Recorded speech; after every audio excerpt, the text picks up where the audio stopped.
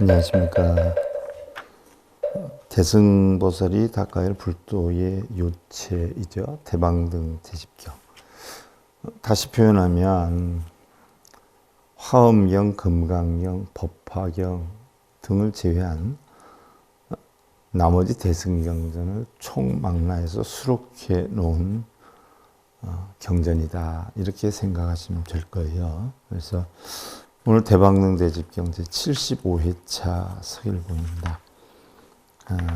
지난 시간에 이어서 오늘 제3권 3 다라니 자제왕 보살품 3에 대해서 살펴보는데요.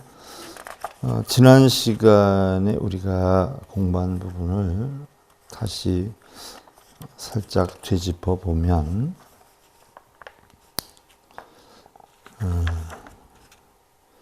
어떤 것을 진실한 성도라고 하는가, 그랬어요. 성스러운 도라 하는가. 한 가지가 있는데 이른바 일승이며, 그랬어요. 일승이며 다시 두 가지가 있느니라 라고 했는데, 자, 일승에 대해서 여러분들 다 아실 거란 말이죠. 하지만 다시 한번 우리가 다른 경전에서도 설명을 했지만 되뇌어 보는 걸로 하면, 자, 우리 중생들은 탐진치에 빠져서 육도를 윤회한다라고 해요. 냉정히 살펴보면 우리는 본래 청정한 마음을 가지고 왔는데 이 세상에 올 때 육근과 육경이 부딪혀서 결국은 탐진치를 내서 이 탐진치가 업을 만들어 가지고 결국은 업으로 인해서 천상에서부터 바로 지옥까지 육도 윤회를 한다. 이렇게 우리는 살펴봤어요. 이 내용은 제가 여러분들 천수경 강의할 때 일회용할 수 없이 많이 설명을 드렸고요. 또 다른 경전할 때도 간혹 설명을 드렸는데, 바로 탐진치로 인해서 우리가 육도 윤회를 한단 말이죠. 그래서 어떤 경전에서는 천상 수라 인간 이러고 어떤 경전에서는 천상 인간 수라 이렇게 표현을 하는데, 인간, 수라, 축생, 악귀, 지옥이 한단 말이죠.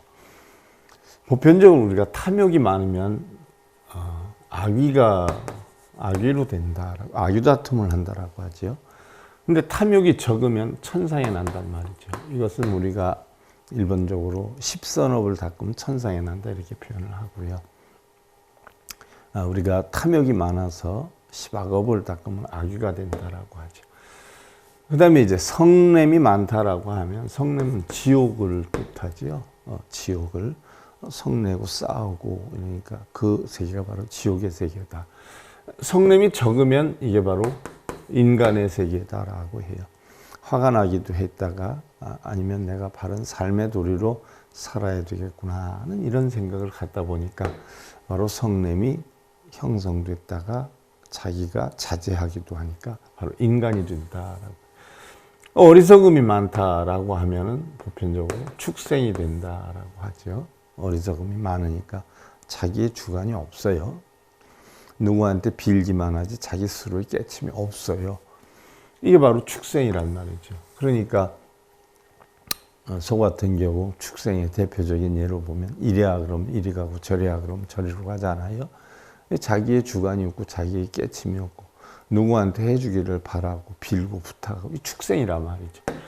근데 이런 어리석음이 적으면 수라가 된다라고 표현을 해요. 그러니까 결국 삼선도라고 하는 것도 탐진치가 많고 적음, 삼악도는 탐진치가 많은 것, 삼선도는 탐진치가 적은 것을 나타내죠. 이게 업으로 인해서 형성이 되는데 결국 탐진치로 육도윤회를 한단 말이죠. 그럼 육도윤회를 하는 가장 근본적인 원인은 바로 뭐예요?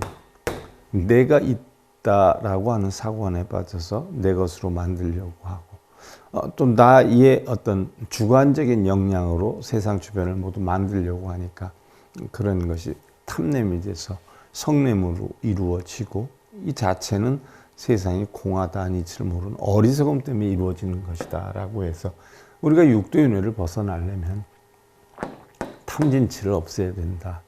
탐진치를 없애려면 계정유를 없애야 된다. 계율로서 탐욕을 없애고, 선정으로서 성냄을 없애고, 바로 지혜로서, 온유공한 지혜로서 어리석음을 없앤다.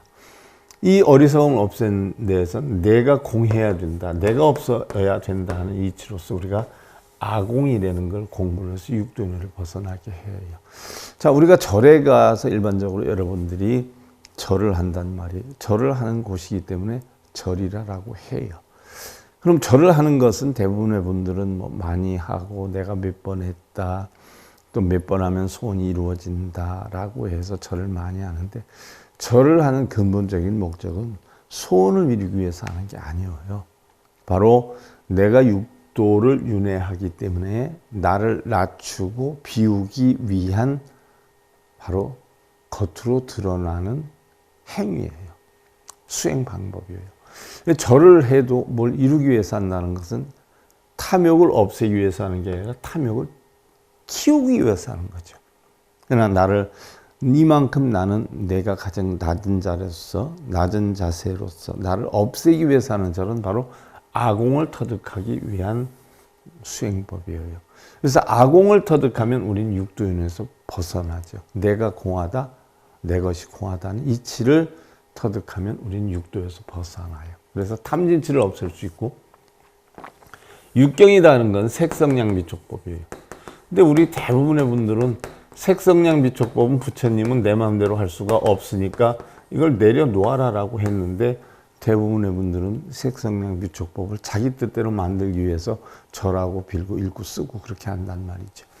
소리니 바로 빛이니 냄새니 맛이니 감촉이니 법이니 남편이니 자식이니 내 뜻대로 하려고 해서 결국은 번뇌가 일어나는 거예요. 그래서 이건 다 내려놔라. 그리고 내 뜻대로 하려고 하지 말고 세상의 모든 이치를 자기의 눈, 귀, 코, 혀, 몸뜻만 다스려라.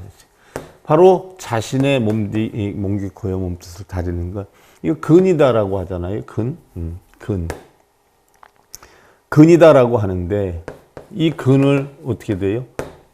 육근이다라고 하잖아요. 육근을 갖다가 텅텅 비우는 수행을 하는 거예요. 바램 없이. 이 육근을 갖다 텅텅 비우는 수행을 하기 위해서는 뭐를 터득해야 되느냐? 바로 우리 불교의 진리인 사성제 8정도의 법을 터득하죠.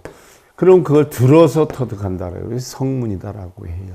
사성제 8정도 법을 우리가 들어서 그 깨우침을 얻는 거죠. 중도의 도를. 그래서 육도에서 벗어나서 성문이 되고, 또 연각법, 12연기법을 터득하면 바로 연각이 되는 거지요.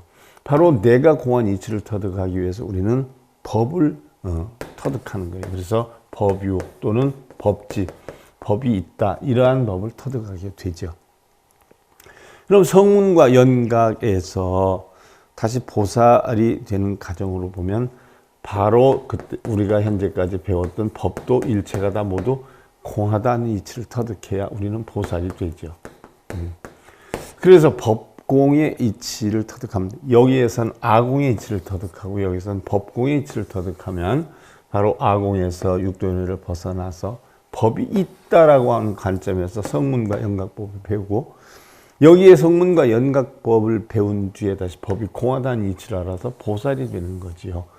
보살이 되면 이제 부처가 돼야 되겠다. 여태까지 뭐 안 거에 대해서는 어떻게 돼요? 강을 건넜으니까 뗏목, 강을 건너기 위해 필요했던 뗏목이나 배는 놔버려야 된단 말이에요. 들고 다니고 이고 다니고 메고 다니고 안 해야 되는 이치예요. 그래서 구할 것도 버릴 것도 없다라고 하는 구공을 터득하면 이게 바로 부처가 되는 과정이죠.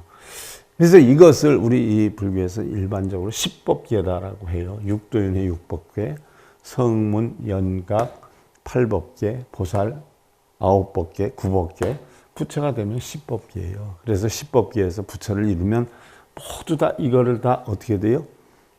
버려야 되죠. 놓아버려야 돼요.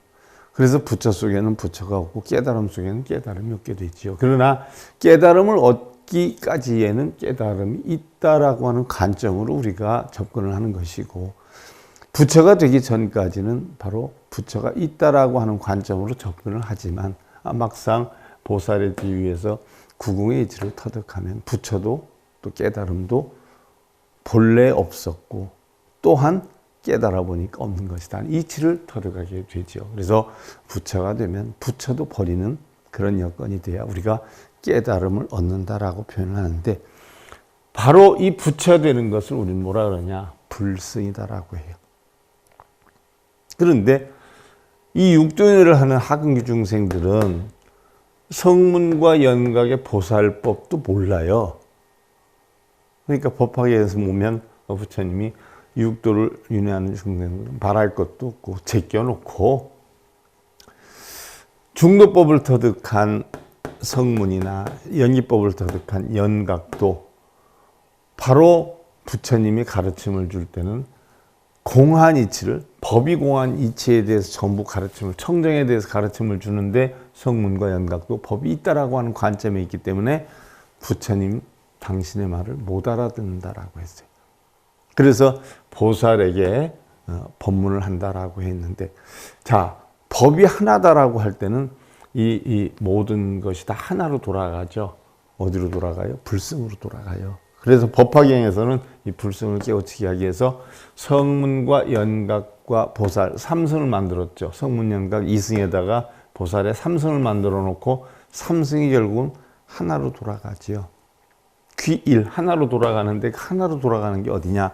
일승이다. 그 일승을 달리 표현하면 불승이다라고 얘기를 하는 거예요. 그래서 어떤 것을 진실한 성도라고 하는가 한 가지가 있는데, 이른바 일승이며 라고 했어요. 일승. 결국 십법계에서 결국 마지막 단계인 부처의 단계에 오르는 것이며, 또한 이른바 두 가지가 있나니 사마타와 빗바사나이다 라고 했어요. 사마타와 빗바사나다라고 하는 것은 부처님의 명상법이죠. 우리가 뭐 흔히들 가나선이니 묵조선이 이렇게 표현을 한단 말이죠. 우리가 선이다라고 하면 크게 두 가지로 나누어요. 열애선과 달마선으로 나누죠. 열애선이라는 것은 부처님의 선법을 얘기하고요. 달마선이다라고 하는 것은 달마 이후의 선법을 이야기를 해요. 그럼 우리가 하고 있는 간화선, 화두를 두고 하는 간화선이나 또 무건으로 하는 묵조선은 달마선에서 유래가 된 거예요.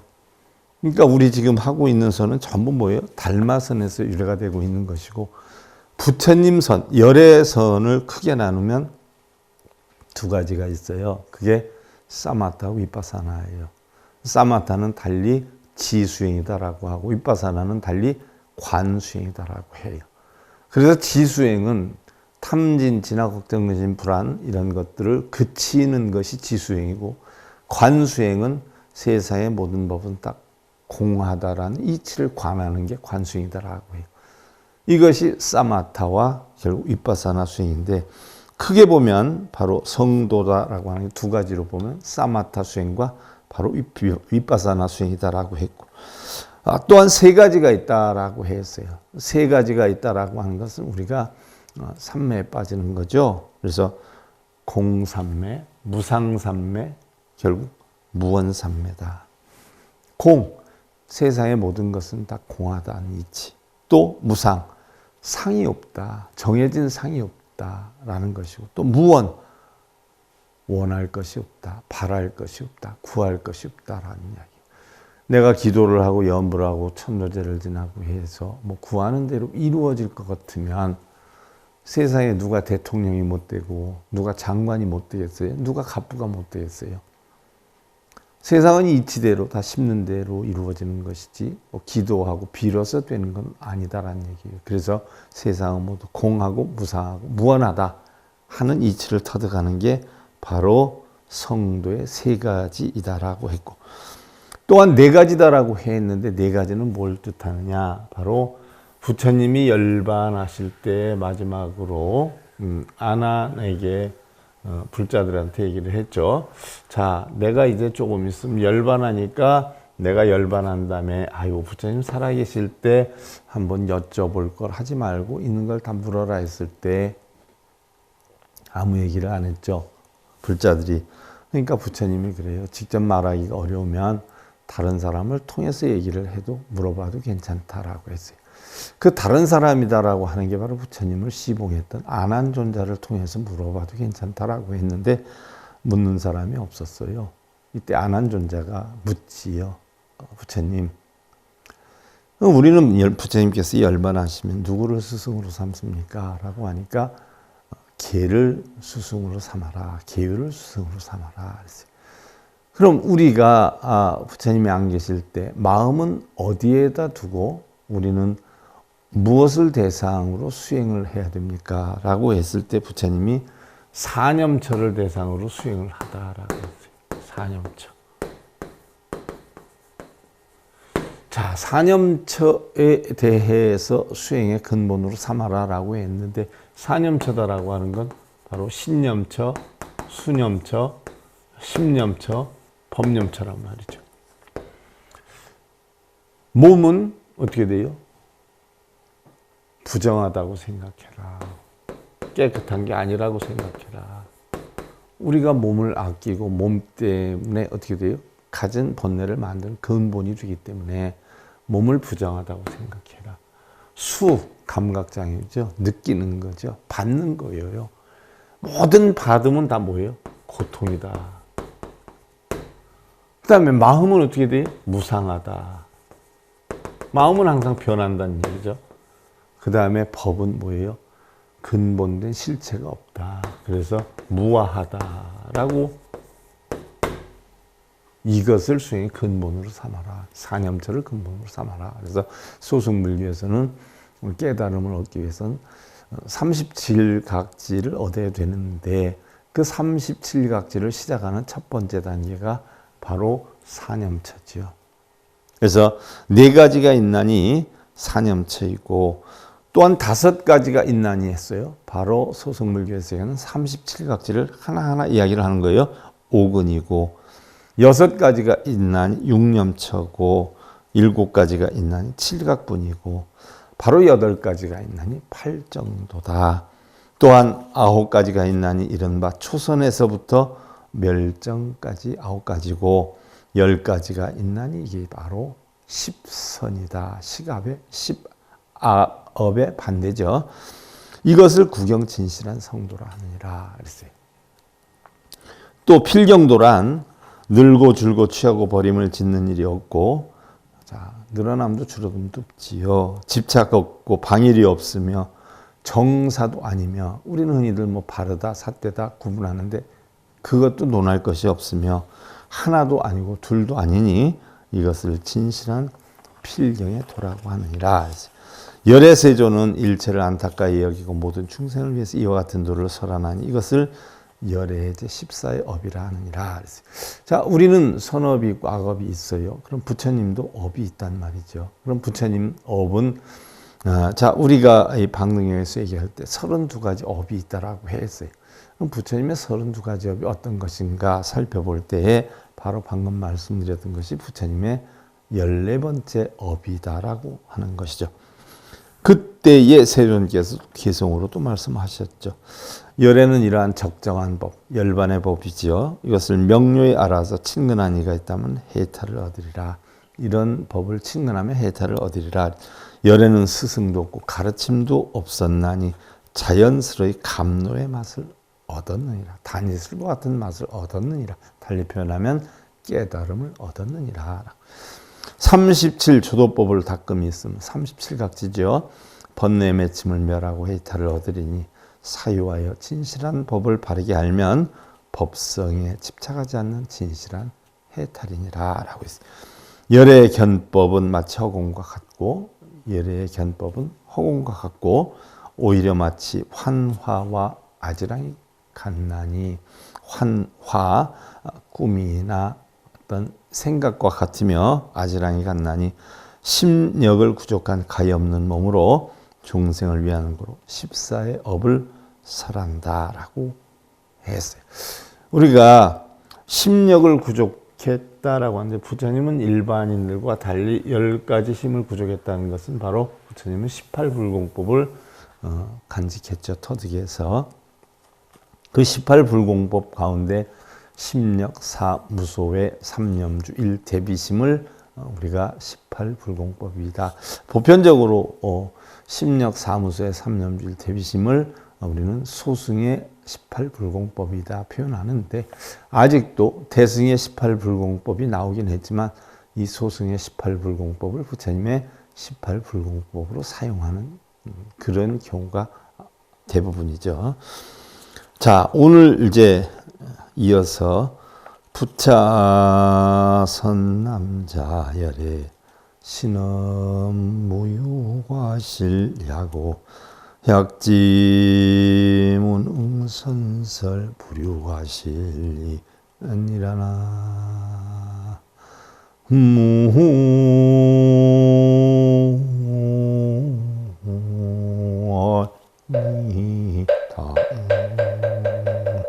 또한 선남자야 열애의 신업은 과실이 있지 않나니. 열애의 신업, 신업은 과실이 없다. 만일 어리석거나 만약 지혜로워도 능히 부처에게 과실이 있다라고 선설하지 않느니라. 왜냐하면 하이고 열의 약행, 약좌, 약주, 착의 지발, 약수, 음식이요 약견, 약문, 약유소설, 입출, 성읍, 촌락, 사택, 족불, 도지, 상행, 천엽, 연화, 지상이라. 어째서 그러한가? 열애가 만약 다니거나 앉거나 머물거나 옷을 입고 바루를 들고 음식을 받거나 보거나 듣거나 어떤 말을 하거나 도시, 촌락, 사택에 출입할 때 땅을 밟지 않고 언제나 천엽, 연꽃 위를 다니시느니라. 자, 이거 진짜로 알아듣고 저한테 질문하는 사람이 있어요.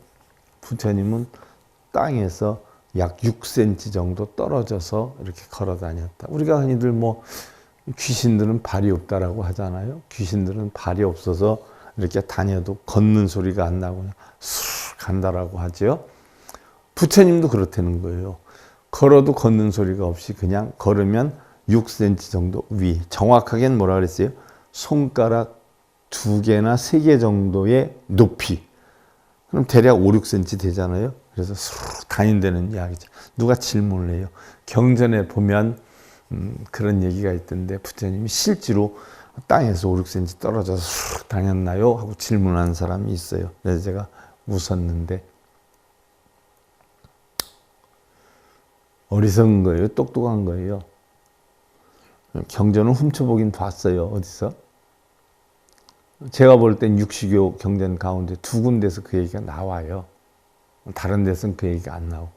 그걸 잠깐 훔쳐봤든지 엿들었든지 아니면 누구한테 들었든지 그러겠죠. 생각을 해봐요. 이치적으로.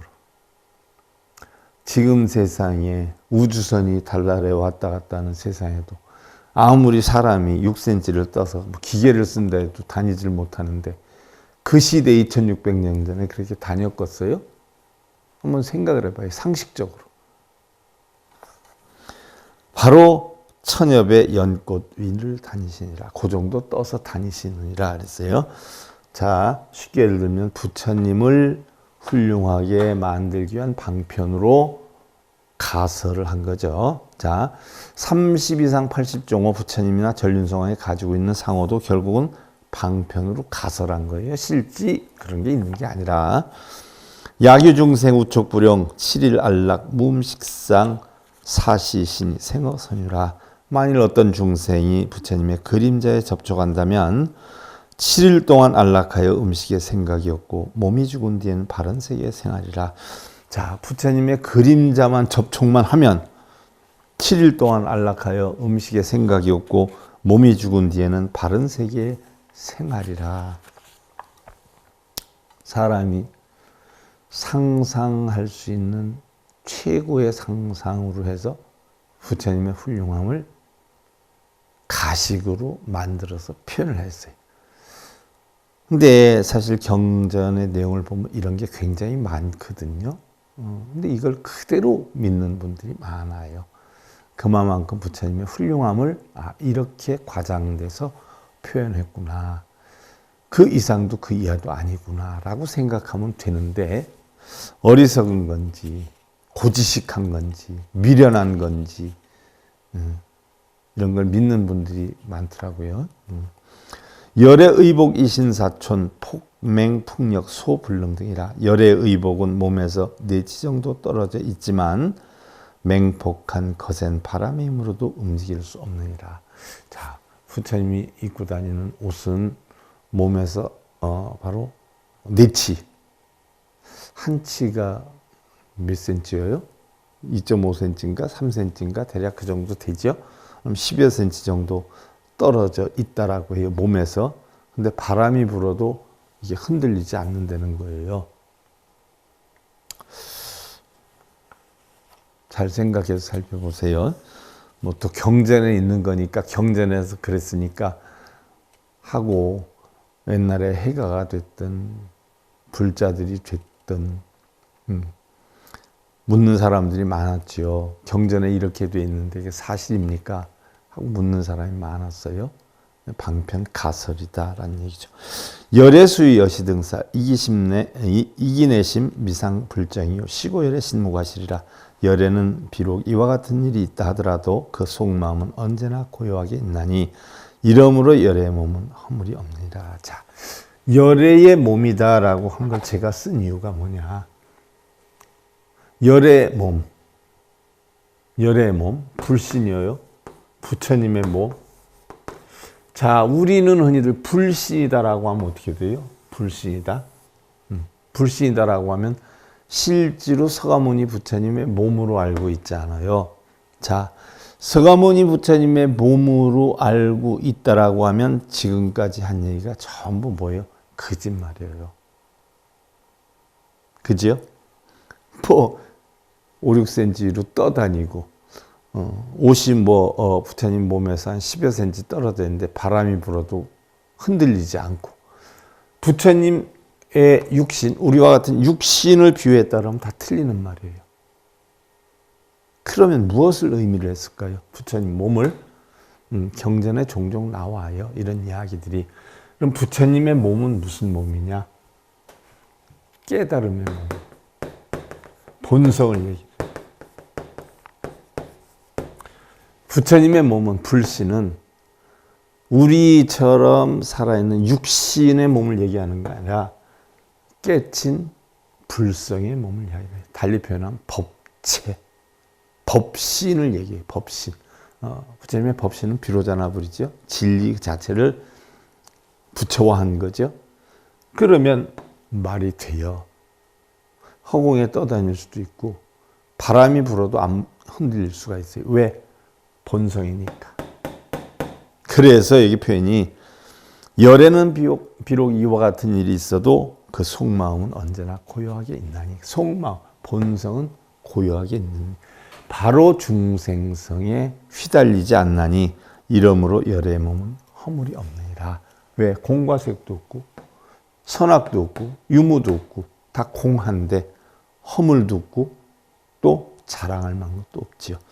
선남자 열의 구업 영무과실. 선남자야 열의 구업 역시 허물이 없느니라. 하이고 왜냐하면 시어 진어 실어 정어 기어 의어 불다어 여지 이어 정어 해일체어 미묘 무이어 이름어 시고열의 무국하시리라.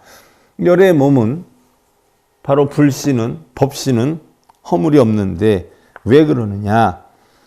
때에 맞는 말 시어, 참된 말 진어, 실다운 말 실어, 바른 말 정어, 틀림없는 말 기어, 옳은 말 의어, 말이 많지 않은 불다어, 무게 있는 말 여지이어, 청정한 말 정어, 일체를 이해하는 말 해일체어, 미묘한 말 미묘, 다르지 않은 말 무이어, 한음의 말 이름어를 하나니 이름으로 열에는 입에 허물이 없느니라. 부처님은 거짓을 못하니까 존경스러운 거예요. 요술 마술을 많이 부려서 존경스러운 게 아니라 열의 의업 영무과실 하이고 열의 상작 일체불사 이기내심 초무교만 불역지려 이집업진 심영열의 무게해지 시고열의 의무과실이라. 자, 부처님 몸에 대해서 방금 전 부처님 입에 대해서 이제는 부처님의 뜻에 대해서 이야기를 하죠. 그래서 몸도 허물이 없고 입도 허물이 없다라고 했어요. 그럼 뜻은 어떠냐? 열의 의업 역시 신구의간데 의업 역시 허물이 없느니라. 어찌하여 그러한가? 열에는 항상 일제 불사를 짓지만 그 속마음은 처음부터 교만함이 없고 지혜와 생각의 법에 다함을 안 하니 이것을 열의 걸림없는 지혜라고 이름하나니 이러므로 열의 뜻은 허물이 없느니라. 열의 뜻, 마음에는 항상 불사 생각만 있다라고 했어요. 뜻에는 불사 생각만 있다. 자, 불사 생각만 있다 하니까 요즘 불교에 접목해보면 맨날 사찰 짓고 불상 모시고 그런 것만 생각하고 있다라는 것으로 받아들일 수 있죠. 불사에만 생각이 있다. 요즘은 다 스님들이 불사를 절 짓고 불상 만들고 뭐 세우고 이런 걸 불사로 하는데 불교에서 불사는 그거 아니에요. 부처님의 일이 불사지요. 뭐예요? 깨우침을 얻어서 중생구제를 하고자 하는 생각에만 꽉 차 있다는 얘기. 이 불사에만 뜻이 담겨 있다. 요즘 말로 불사하면 뭐 절 짓고 뭐 불상 모시고 이런 걸 불사로 알죠. 그건 불사가 아니에요. 부처님이 옛날에 뭐 나 무슨 정각을 질 거니까 시주술에 해가지고 그런 일 했어요? 단 한 번도 한 일 없어요.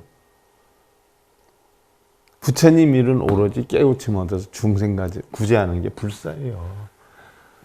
불사를 무슨 절 짓는데 돈 내라. 그게 불사로 알아요? 부처님 불자에다 일사자예요. 부처님 일이에요.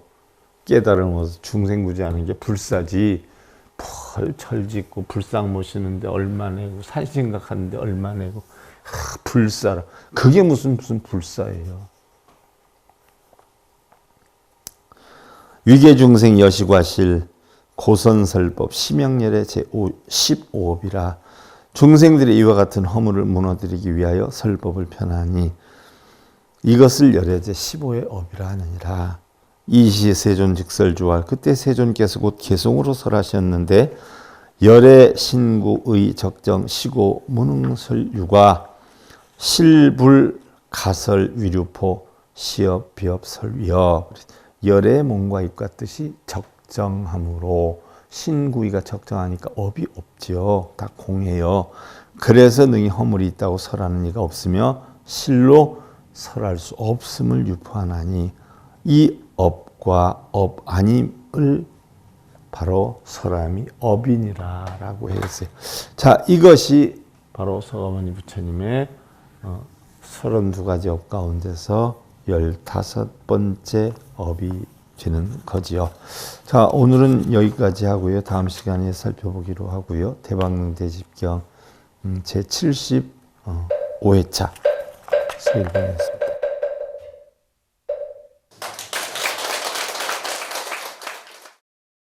행복으로 가는 징검다리에 서길봉 스님이 여러분들을 초대합니다. SIB 불교교육대학에서는 더 듣다, 생활 속의 천수경, 달마대사 성관법, 현대생활 불교 법요지, 불교학 개론, 성찰스님 백일 법문 등을 비롯한 다른 불법, 다른 진리, 서길봉 스님의 SIB 불교교육대학